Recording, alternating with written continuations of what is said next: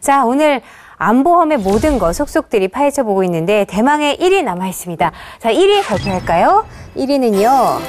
암만요.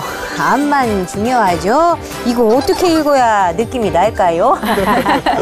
어쨌든 뭐 이건 암만 중요한 게 아니라는 말인 것 같아요. 네, 옛날에 암하면 정말 기둥뿌리 뽑아가는 질병이었었어요. 네, 맞아요. 그래서 암 진단금도 중요했지만 암 사망보험금도 따로 가입을 했었거든요. 네. 그런데 지금은 시대가 많이 변했습니다. 네. 완치율도 높아졌는데 비해서 또 식습관의 변화로 인하기 때문에 우리가 암 말고도 다른 질병을 준비해야 되는 시대가 와버렸죠. 네. 우리나라 같은 경우는 조금 특이한 경우라고 볼 수 있는 게 암이 지금 사망 원인의 1위지만 다른 선진국에서는 사망 원인 1위가 암이 아닙니다.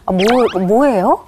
저희가 가장 걱정하는 당뇨와 고혈압과 관련된 혈관계 질환이 사망 원인 1위로 볼 수 있기 때문에 네. 지금은 이 부분에 대해서 다시 한번 준비를 해야 되는 시기가 아닐까 싶어요. 지금 저희 통계청의 사망 원인을 따져보면 암으로 인해서 사망하는 경우가 남성은 3명에 1분, 네. 그 다음에 여성은 4명에 1분 이렇게 얘기하시는데 정확하게 얘기하면은 29%, 24% 이 정도 되시거든요. 네. 통계로 따지면. 그런데 뇌혈관이나 심혈관계, 혈관계 질환으로 사망하시는 분은 19.2%예요. 그만큼 다발하는 질병이고 후유증도 상당히 남게 되고 거기에 대한 경제적 타격은 암보다 더 치명적인 경우도 발생할 수 있거든요. 네. 근데 40대 사망 원인인 남성의 사망 원인 1위는 뇌혈관 질환이에요. 이게 지금 쉽게 안 다가오시는데 중풍이라고 하면 다가오실 거예요. 그러니까 정말 거죠. 몸을 못 움직이기 때문에 온 식구들이 다 고생을 하게 되는. 그렇다면 2대 질병은 어떻게 준비를 하면 좋을지 좀 명쾌하게 정리를 부탁드릴게요. 네, 우선 뇌혈관계 질환 진단금부터 먼저 말씀을 드리자면요.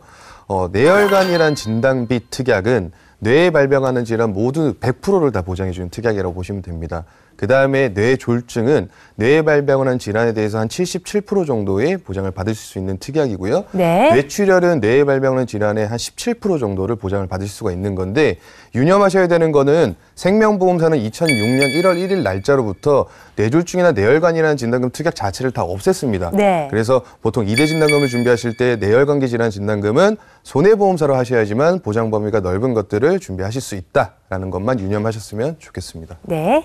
근데 이제 여기서 급성 심근경색증 같은 경우는 사실 생명보험사에도 가입은 같이 가능하세요. 근데 이제 심혈관 질환의 질병 코드로 보면 총 6가지를 가지고 있는데요. 저희가 생명보험사에 가입을 하든 손해보험사에 가입을 하든 급성 심근경색증은 코드 3가지가 있습니다. I21, 22, 23.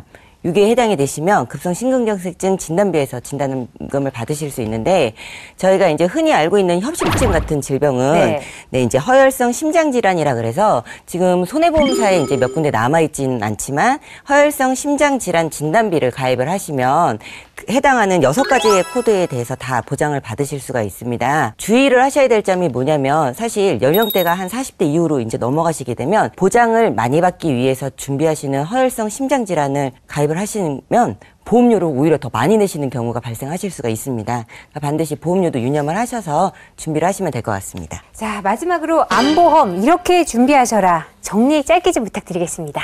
암보험 같은 경우에는 일단은 가장 넓은 범위의 보장을 준비해라. 일반암이요. 특정암이라든지 고해감, 소해감이라는 것들을 합산해서 얼마 받을 수 있다라고 계산하시는 게 아니고 네. 말씀하신 것처럼 일반암으로 보장하시면 좋으시고요. 네. 두 번째는 암에 대한 보험들은 사실 정통적으로 한 90년대부터 많이들 준비해 오셨기 때문에 많이들 보유하고 계시다고 생각하시는 네. 경우가 많으세요. 근데 문제는 뭐냐면 이게 전부 다 만기가 70세 내지 80세로 굉장히 짧습니다.